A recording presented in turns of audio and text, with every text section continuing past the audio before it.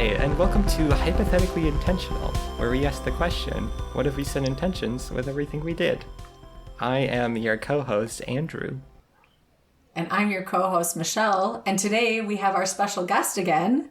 Jake, hello, I'm back. All right, So last week we talked about the video that Andrew sent us, and I don't feel like we came full circle on that one at all. I feel like we still have a lot more. We just got started. Indeed. Do you guys feel like showing up in the world and being seen is comfortable for you? I'm just curious. I guess those concepts are kind of abstract for me. What do you mean by showing up in the world and being seen? I feel like Andrew and I have had this conversation in the past, probably on more than one occasion, and maybe you and I too, Jake, talking about like when you show up in the world, like how big or different are the filters that you use based on who you're with?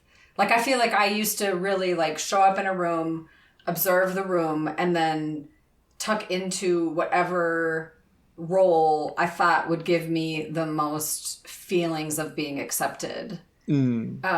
Whereas now I'm more apt to, I might not like shine it all out and I'm not like a loud and boisterous person necessarily. I mean, I can be, but I'm more likely to just observe and then engage authentically versus like for a purpose of being accepted. Mm-hmm. Like I'm more there to give than I am to receive, but in showing up in service in that way, I receive more, if that makes sense. I don't know.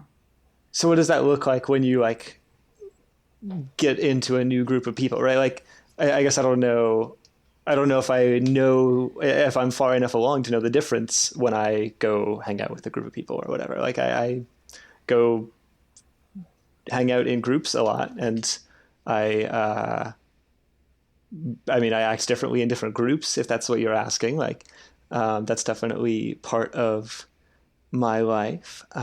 But I don't know how like I haven't really unpacked the reasoning behind that, if that makes sense. Yeah, and that probably to me then just feels like you're just showing up authentically. Because if there's not a lot of anxiety or like feelings of like, oh, I have to hide, or oh God, I hope I'm not seen, or something like that, then it's probably because you're not putting you're just showing up as you, and you don't have to put a lot of thought. Like for me, anxiety or just like this fear of like, oh my God, I hope I'm not in the spotlight. This is going to be awful. Mm-hmm. I had a lot of those type of feelings. Mm-hmm. And that's not to say that I never do anymore, but right. I don't know. Does that make sense? I think so. It's not like clicking super strongly for me right now. I don't know if that's just because we're on hour 1.5 of recording, or if it's because I am, like I haven't experienced it in the same way as you have, or maybe I'm on one side of that or the other and I haven't seen the other side of it. Right. Yeah. But I think like, at least from a kind of intellectual level, it makes sense what you're saying. It just doesn't, like, I'm having trouble like really internalizing it, if that makes sense. Yeah. Yeah. Well, and it's like a deep conversation, right? Too. Right. And there's so many different layers to it, which is true of like Andrew was saying earlier, the human brain and how we operate in the world. And I definitely do feel like I will often take time to kind of observe or like hang out when I'm in new groups without really, I guess, what's the word I'm looking for? Like, I don't know, like I will often take time to figure out what the vibe is, if you will, before I take a lot of actions. But I don't know if that's like necessarily, I guess I don't know if that's a bad thing, or if that's because I'm trying to be like, someone that the people in the group will like, or if it's because I'm trying to, just figure out what is gonna be a good presence to bring, Yeah, gather your information for situational awareness. That makes sense. Yeah. I mean, I certainly do enjoy being somebody that a group likes. I don't like having all the attention on me necessarily, but I do like being, someone that is fits in with a crowd, fits in with a group, someone that people like to hang out with, Yeah. How about you, Andrew? Does that ever turn you away from certain groups of people, Jake? Do you ever feel the vibe and just like, nope, not for me? Sometimes, yeah. It depends on, I guess, the situation, right? But yeah, on occasion. Do you ever wish you would do that, but you don't, and you do like fit into a group, but you're like, I don't really like myself with this group of people, or I don't like this group of people. Why am I hanging out with them? Or like, does that ever happen? It sometimes happens if like I feel like the times it's happened most before is when like there's somebody who I've hung out with a couple of times, and then like as I hang out with them more, I like learn more about them, and I'm like, I don't know if like we really have that much in common or get along that well, but we kind of we're kind of already at the point where we hang out sometimes. Mostly there's a couple people I play Magic with that are in that category, I feel like.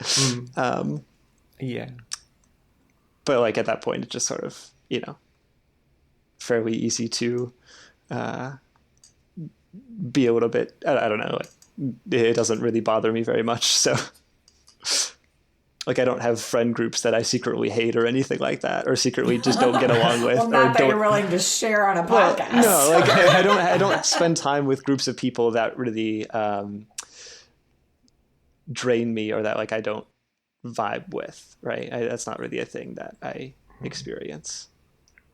Except for Jared, who stole our Pokemon Emerald. That was Thomas. By R, I mean your. But yes. Thomas. Oh, you're right. Jared's cool. Jared took Foambert. Never mind. Yes. That was a gift. That wasn't Jared taking yes. something. But yeah, I don't really spend time with groups of people that exhaust me anymore. I guess maybe the possible exception is our D&D group, but that's exhaust me because running D&D is exhausting and not because of anything you guys do. And it's a good exhausting. It's just, Yes. Yeah. How about you, Andrew?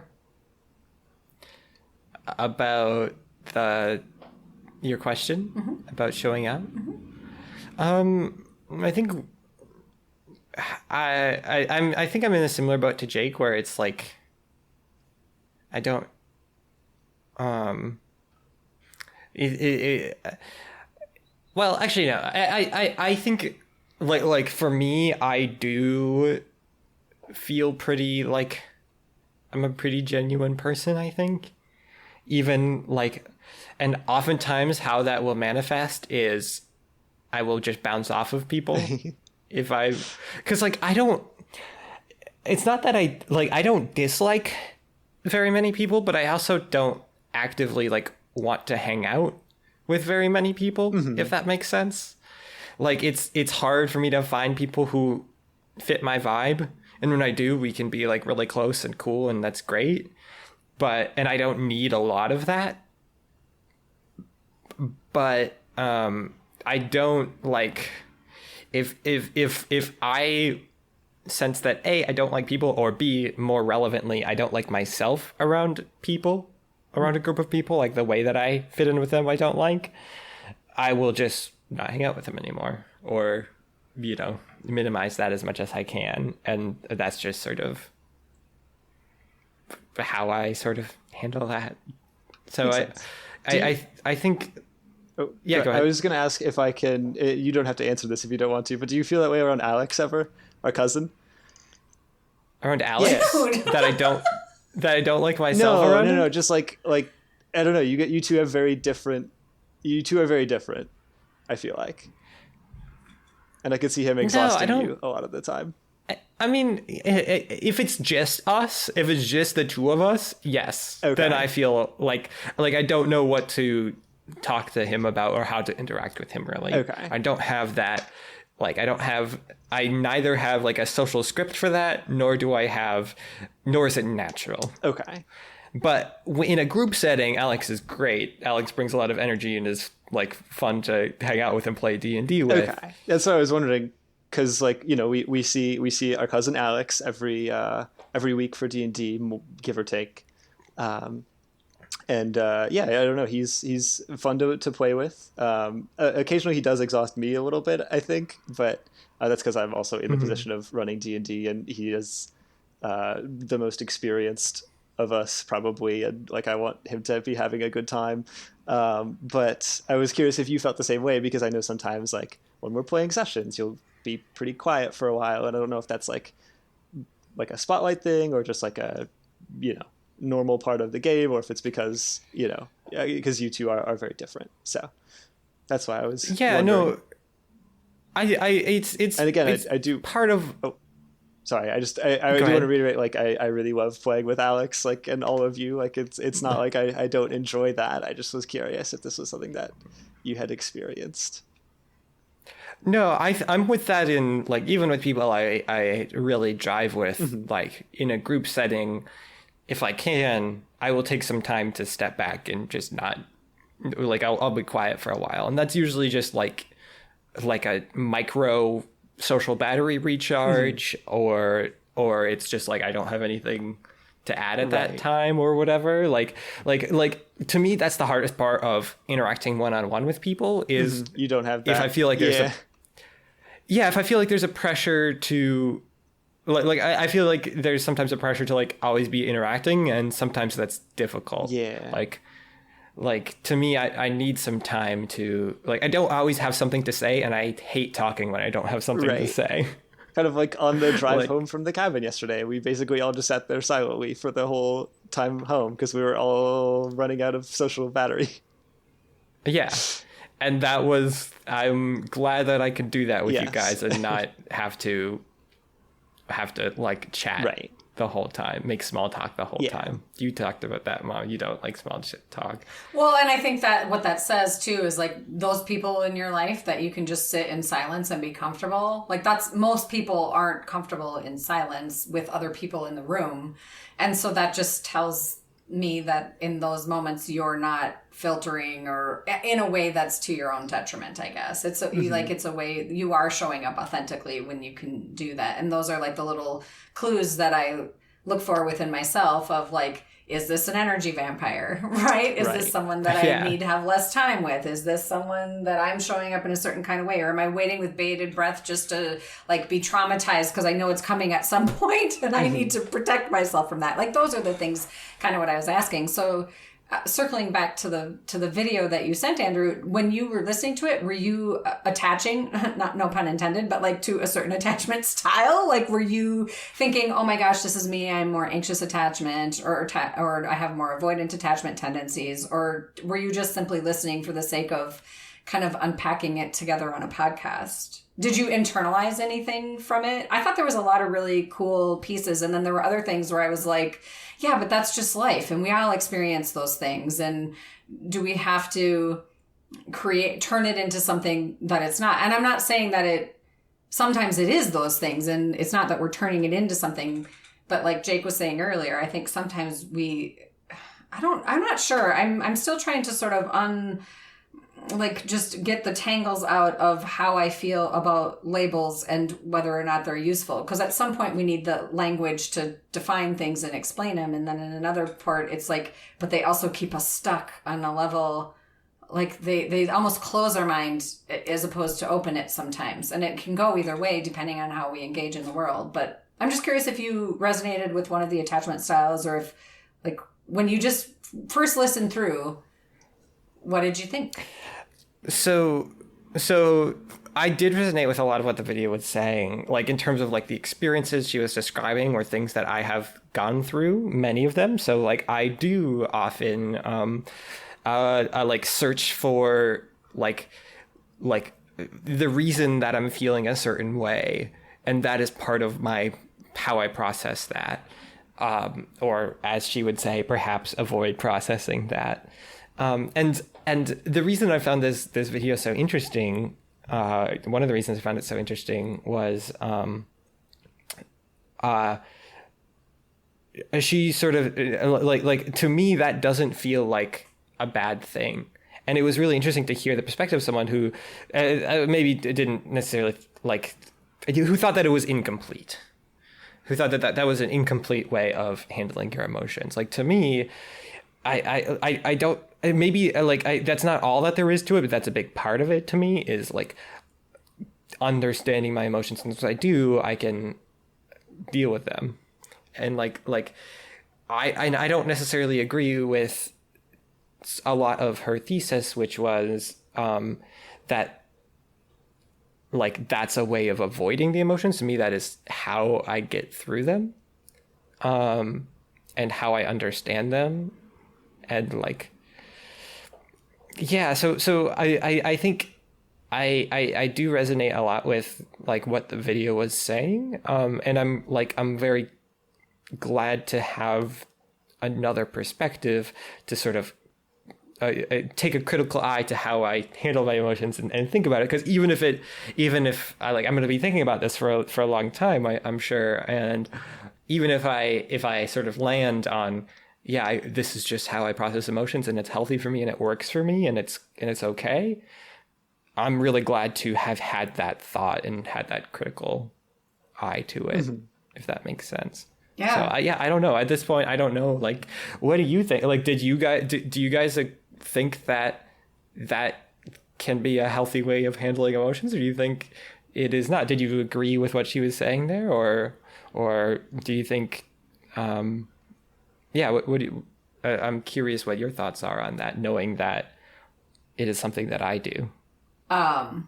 There was a point in the video. I'm just gonna be honest about this. I agree with you, Andrew. Actually, I do both. It's like I need to understand logically why I'm feeling the things I'm feeling, and then it helps me move through the things I'm feeling. And sometimes the feelings come first and then the logic. And sometimes I have this awareness of I'm in a pattern and I know that's happening. The emotions are coming. They're not quite all the way there yet. And I'm having that logical experience that then blends into the emotional. So for me, both are useful. And I do think that's what she was saying, is that you need to do both. Maybe she wasn't. Maybe she was just saying the logical piece takes you out of the emotion. But I'm like, I don't know, not for me, man. I can feel pretty damn deeply and then go into the logical brain and say, okay, A, you're safe. B, you're moving some stuff. C, this is why, because you spent time in your logical brain figuring out the why. And for me, that's helpful for me to move things. But there was a point in the video, and I can't remember where it was, but she was talking about, the things and moving through, and how if you do it in a certain kind of way, I think it was when she was talking about when she spends time with people, she's noticing their avoidant attachment style. And this is because of a past experience for me. I know this. There was a moment where I was like, she's literally telling them they're doing it wrong. And my thing is well, if it works for you, then it's not wrong. Like you were saying, Andrew, this video is helpful and useful because it's it actually is helpful, and it helps you have an awareness of how you navigate those things. And it just was one of those things where, I had an experience, this was a while ago, where I was in a class, I had a healing moment, and literally the teacher told me I didn't do it enough. I didn't do it right. And I was like, well, holy shit, it felt good to me. That was a really good experience for me. And there was a bit of guilt and shame in the pointing a finger at me, telling me I did it wrong, or I didn't do it enough, or I didn't do it right. And I'm like, well, here I am again, not showing up, not being accepted for the way I did a certain thing because it wasn't the way you would have done it. So it just, and I know where all of that comes from. And I was just, so in this video, when I heard that, I was like, oh, you bitch. You're telling people how to feel. And then I was like, no, that is my trigger. There's nothing about what she said that was bad or wrong. Mm-hmm. But I incorporated it into my experience. And I don't know, I found that interesting because it was there was that one thing where I was like, oh, it made me giggle. Now it makes me giggle. There was a time in my life where I would have been absolutely I'm not ever listening to another thing she says. I totally discount her credibility, mm-hmm. which is extreme, but it's because it was irrational and I didn't have my why yet. Does that make sense? I don't know. Yeah. I feel like I ask that question a lot. Does that make sense? But because sometimes I feel like the way my words come out are messy, and I want to make sure that they're being understood. Yes, they are understood. Yeah. Because we think very differently. This is true. In a good way. I find that exciting. And it's why I like having these conversations with you guys. Because I like to see how other people view and navigate the world in their own personal experiences. Mm-hmm. Yeah. I really I think sort of what you're saying is exactly to me the appeal of like one of the strengths of like videos like this and articles and that sort of thing, as opposed to one-on-one teaching or a small class teaching. Because with a video like this, you can really be presented with ideas that challenge your beliefs without taking it personally. Like it's a lot easier to not take it personally when it's not someone telling you you're doing it wrong face to face, when it's a video saying this is what I believe and this is how I do it. And I like to me, so many of these like self-help and improve yourself and path forward and like that sort of like like articles and videos and stuff that we've been like looking at presents one perspective, one view on how you could see things. And to me, where wisdom comes from is seeing many, many, many different views and pitting them against one another, or seeing where they align and like thinking about them critically with one another and see what really clicks. And like that's, I like that. Isn't that what Mom said earlier with sharing your whys? Yeah. WIS. I love it. Sharing your whys. Dude, I'm going to have to make a post about that. Maybe that'll be the title of this episode. I might need your help. I might need your help making that post. It's a lot of wordy, heady stuff for me. I'm better with the feeling it than I am with the saying it. Can you tell that in this podcast? Like, and I do better when I'm like in a classroom teaching. Yeah, I don't know. Sometimes this is like, these podcasts are hard for me. In a good way. Mm-hmm. Yeah. What do you think, Jake? What do I think about what? Well, I was just curious. So, I mean, I don't know what I thought you guys, where this was going to go, but I really did think we were going to dive more into like all of our childhoods. And I'm a little bit glad we didn't. Not that I mean, I'm not actually afraid of that. I actually really enjoy hearing you guys talk about your experience and the growth that we've all done together in that, which is a little bit a weird thing to say. I think society in our culture, to have a parent and children talk about how we grew up together because we've all done personal growth work, is a strange thing, because I think so much of how our society works, at least how it feels to me, is a top-down hierarchy thing that to me feels like bullshit. I think you're at an age, and honestly, even when you're 2, like, meet you where you're at and live life together, as opposed to this is how it's supposed to happen. Like, can't we all just do the best we can and get to know each other and find out our whys, whether you're a year old or 101 years old? Like, I don't know. But at 102, all the personal growth stops. That's it. At 102, you are all the whys, all You're the maxed ways. out. Yep. You're all the whys, all the ways. Is it weird for me to say I hope I don't live to be 102? I don't think so. No, I don't think so. That sounds awful. No, that seems normal. And I love life. I just want to live a good, vibrant one. I mean, there's a part of me, like, I still, like, oh, man, Mom was still so young when she died. But also, like, man, she was so young when she, like, I want to go that way. Yeah, that's what she wanted to. So. I know. Yeah. Oh, anyway.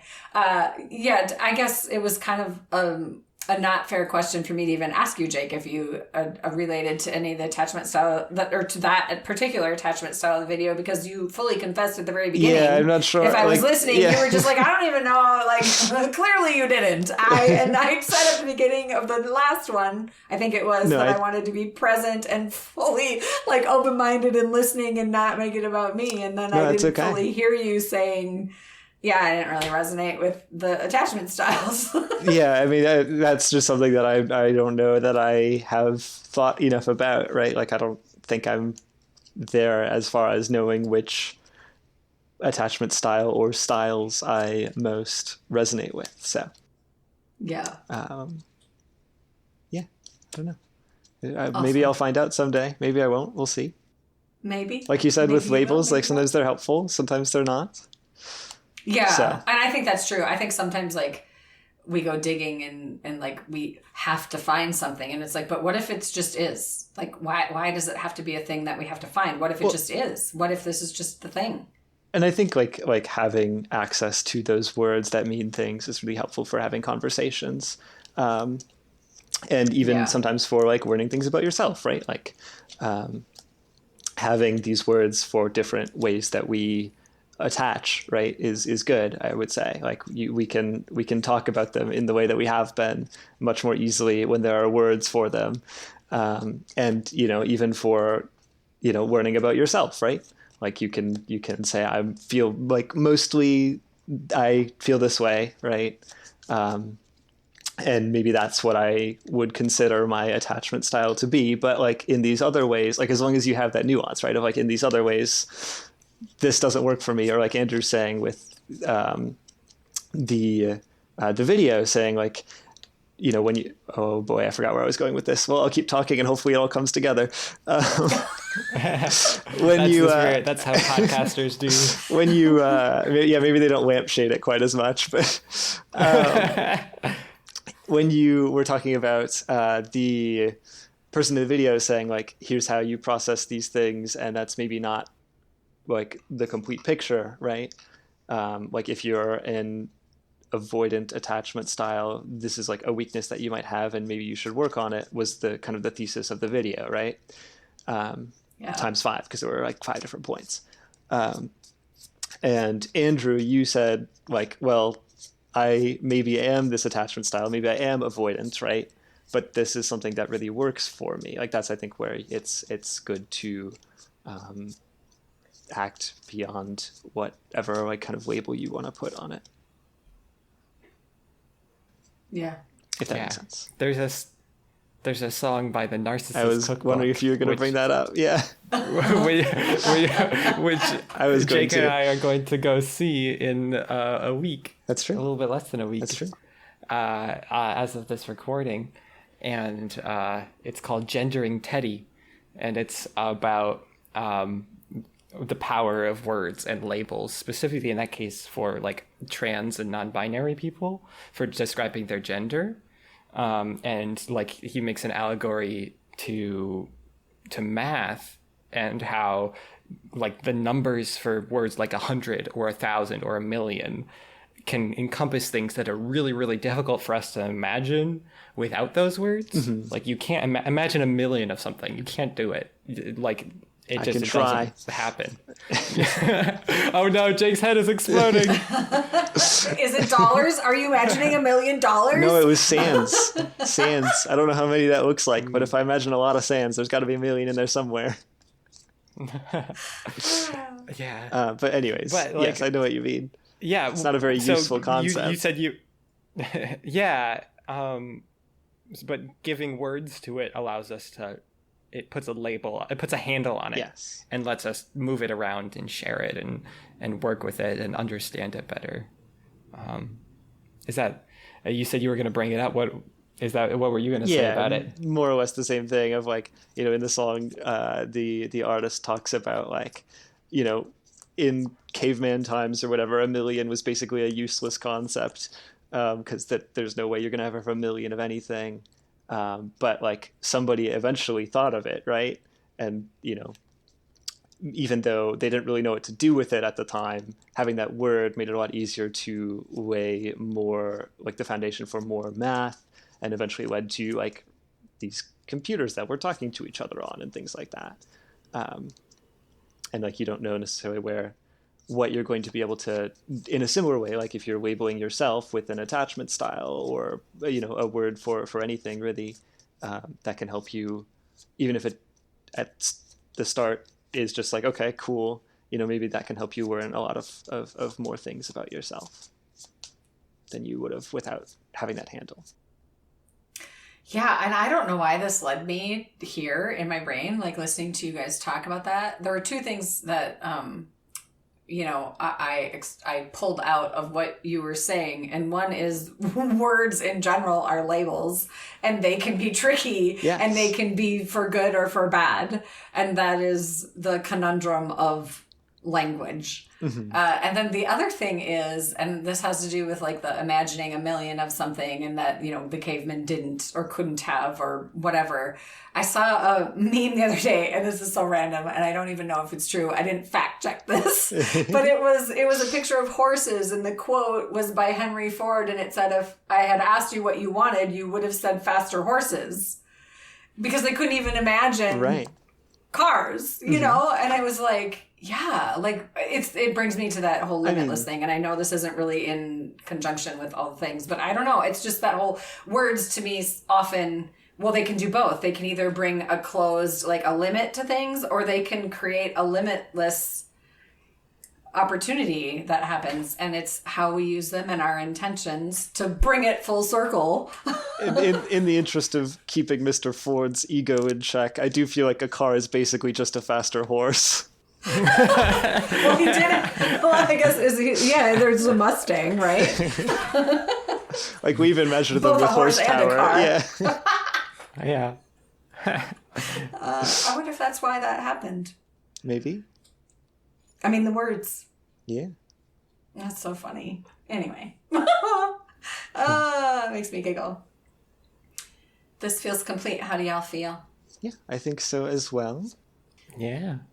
So thanks for joining us for another episode. Jake, it was lovely to have you on as a guest. This is another jammed. What is this jammed part? I don't know. Because this is all of us now. So, or not even jammed. This is just jam. There's no D. Yeah. No D till Daniel gets involved. Yeah. And then we'll have a jammed. Damn. A jammed? What? A damned?